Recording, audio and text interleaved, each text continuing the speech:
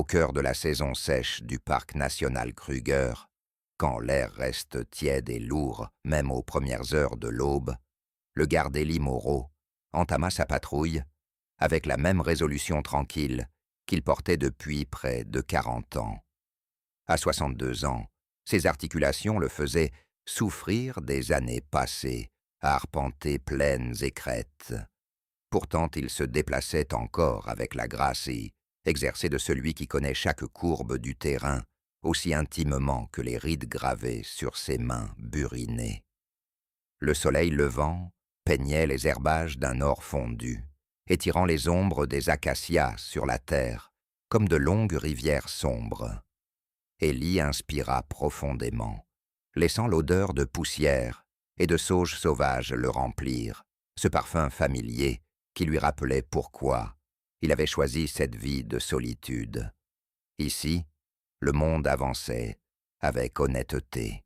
Ici, chaque respiration avait un sens, et ce matin-là, alors qu'il longeait une étroite crête dominant un ravin abrupt creusé au fil des siècles par les pluies saisonnières, il ressentit ce calme particulier qui précède toujours une histoire, digne d'être retenue, bien qu'il n'aurait jamais pu imaginer ce qui l'attendait au prochain tournant. Ce fut d'abord un son, faible, si ténu et désespéré qu'on aurait dit le cri d'un oiseau, porté bizarrement par le vent. Mais Élie avait passé trop d'années à écouter la musique subtile de la brousse pour se laisser tromper.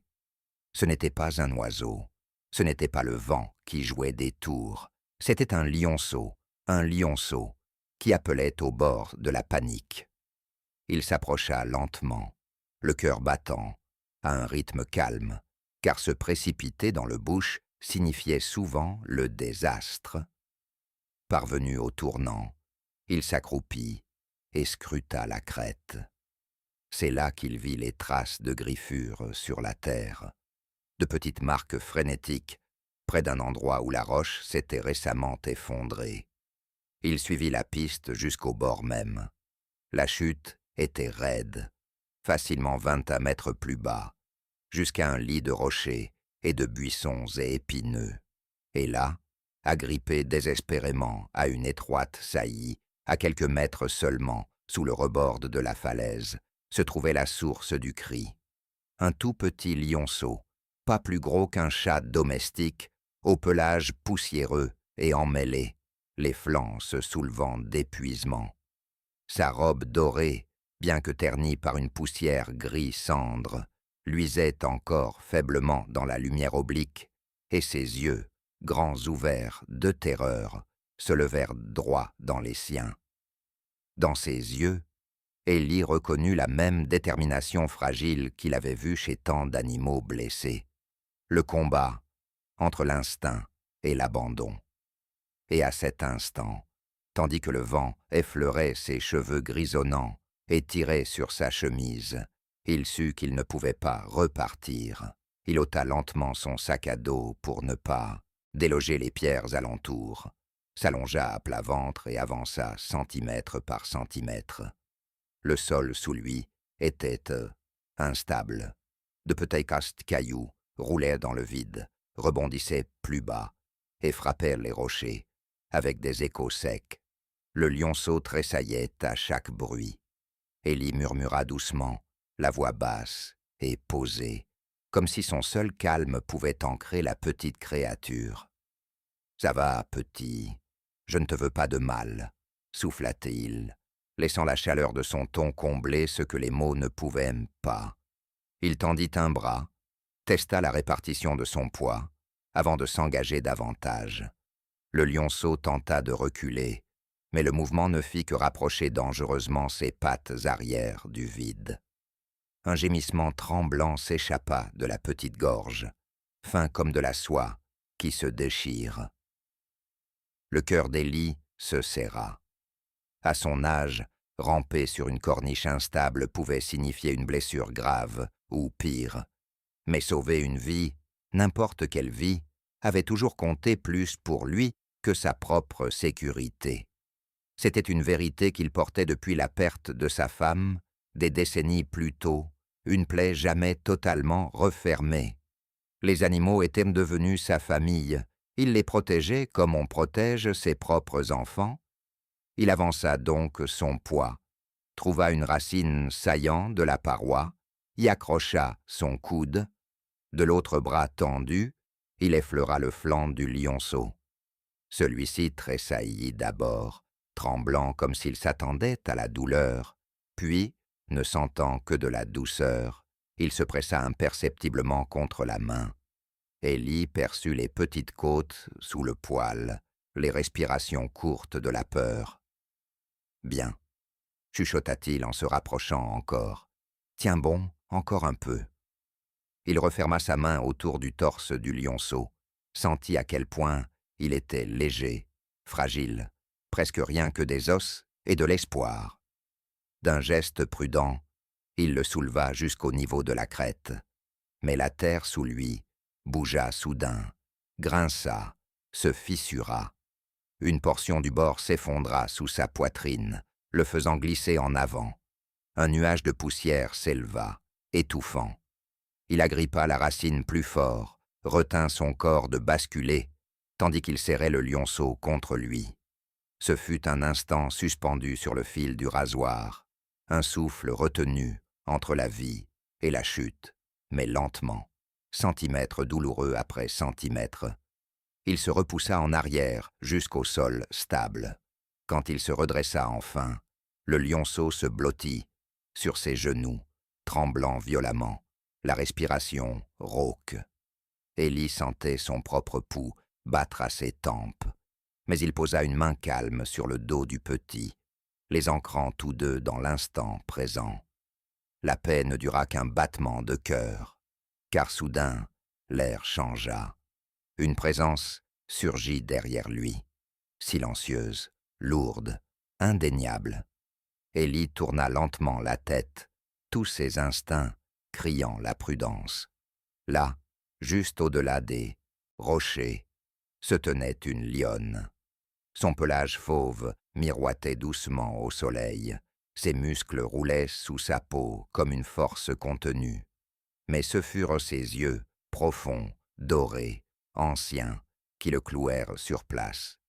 Ses yeux ne se contentaient pas d'observer. Ils évaluaient, décidaient, jugeaient l'homme qui tenait son enfant. Sa queue battit une seule fois derrière elle, message lent et délibéré, qui n'avait besoin d'aucune traduction.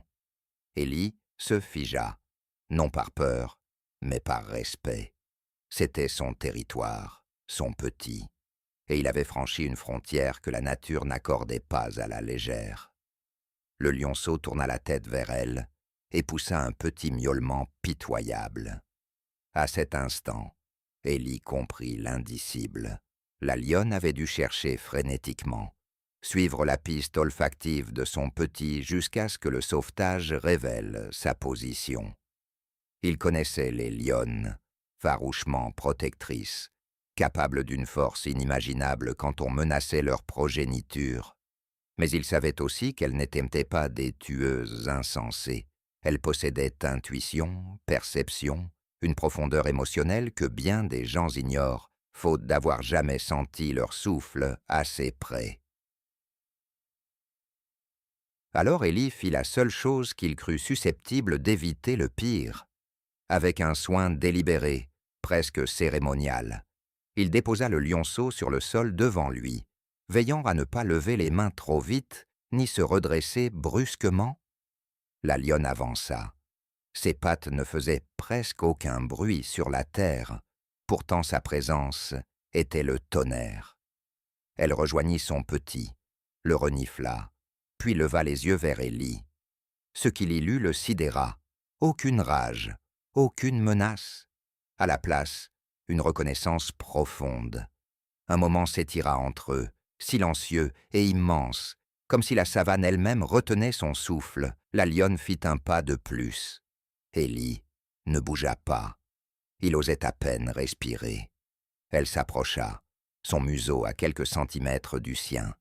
Il sentit la chaleur de son souffle, l'odeur sauvage de son pelage.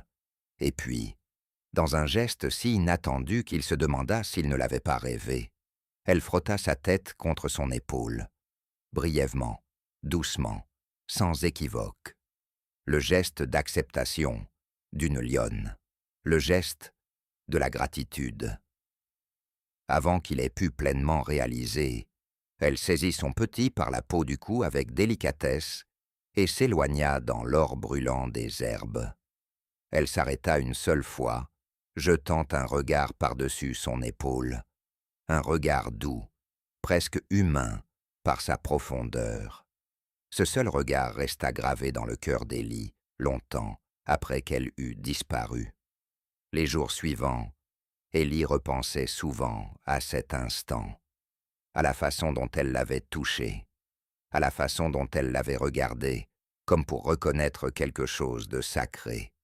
Et bien qu'il ait repris ses rondes habituelles, il sentait en lui un changement, le rappel qu'après tant d'années parmi les animaux, la nature sauvage gardait encore le pouvoir de l'émerveiller. Mais l'histoire ne s'arrêta pas là.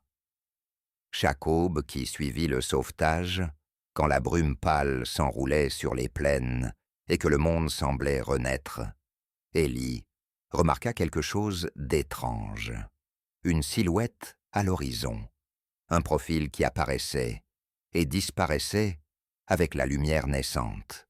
D'abord, il crut à une coïncidence, une lionne traversant le territoire, comme il en passait souvent. Mais la silhouette réapparaissait chaque matin presque au même endroit, une position dominant son chemin de patrouille, tout en restant à distance respectueuse. Et toujours, entre ses pattes, une forme plus petite, un lionceau, qui gagnait en assurance, en hardiesse, en vitalité. Elle l'observait, pas en chasseresse, pas en menace, simplement elle veillait, comme pour s'assurer que l'homme qui les avait sauvés restait en sécurité. Comme pour prolonger le lien muet noué sur la falaise, les semaines passèrent, et le lionceau commença à s'aventurer quelques pas plus près, à chaque fois, fixant Élie de ses grands yeux confiants, qui disaient la reconnaissance. Cela réchauffait le cœur d'Élie d'une façon qu'il n'avait pas anticipée. Il se surprit à leur parler parfois, pas fort, mais sur le ton doux et réfléchi de celui qui partage une compagnie plutôt que de commander. La lionne écoutait. Elle ne s'approcha plus jamais complètement, ne franchit plus jamais la ligne invisible entre leurs mondes, mais elle l'honorait, la reconnaissait et revenait. Un jour de patrouille, un orage roula sur la savane, nuages épais et grondants, traînant des rideaux de pluie. Élie courut s'abriter sous un immense acacia, le vent fouettant autour de lui, tandis que la foudre fendait le ciel qui s'assombrissait. Et de quelque part au-delà du rideau de pluie, monta un rugissement. Il résonna sur la terre, profond, vibrant jusque dans le sol. Ce n'était pas un avertissement, ce n'était pas de l'agressivité, c'était un salut, intentionnel, mesuré, familier, la lionne, qui lui signifiait qu'elle était là, que son petit allait bien, que leur lien tenait toujours. Au fil des années, Élie avait vu des animaux se souvenir d'une gentillesse, mais jamais il n'avait connu une connexion aussi durable, aussi délibérée, aussi empreinte de compréhension silencieuse. La lionne et son petit continuèrent d'apparaître tout au long de la saison, présence constante, rappelant la force de la compassion. Et puis, un matin proche du retour des pluies, alors qu'Élie suivait la même crête où le lionceau avait failli tomber, il les vit à nouveau, seulement cette fois le lionceau, devenu jeune lion aux muscles plus solides et à l'allure assurée, était celui qui veillait sur lui tandis que la lionne se reposait dans l'herbe.